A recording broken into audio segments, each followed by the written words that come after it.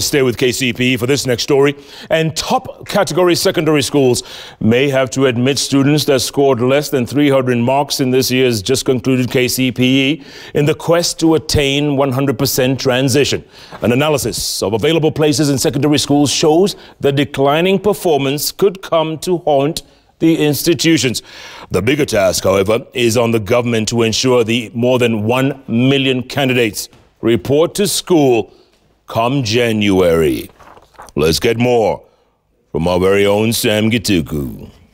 Form 1 selection is busy sifting through candidates' preferences vis-a-vis the results posted this year. Based on last year's Form 1 selection, there were 1,032,000 slots in both private and public secondary schools.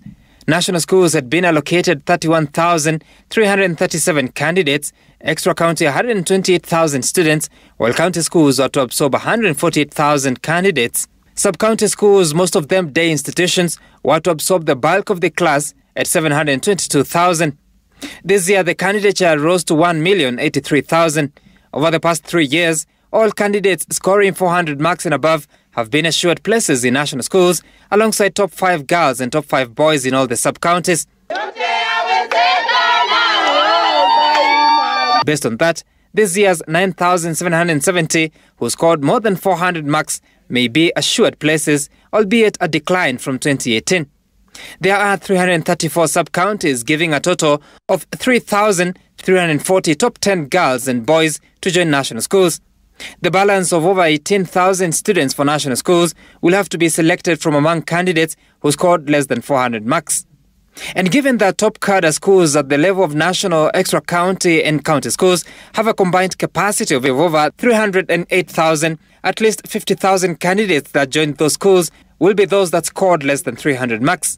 Over 830,000 candidates scored less than 300 marks, majority of them below the half mark of 250 points. In terms of 100% transition, we have assured our children that all of them, and I repeat, all of them, will have a place in the secondary school. Even though the government claims that the entire class of 2018 was absorbed into secondary schools, as of February 2019, only 87% had joined secondary schools, forcing the government to run a last-mile campaign to push candidates to school. Some counties were impressive, posting rates over 90%.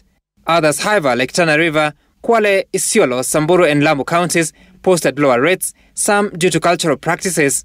School infrastructure and teacher manpower will be a key determinant to the success of the 100% transition dream. Sam Gituku, Citizen TV.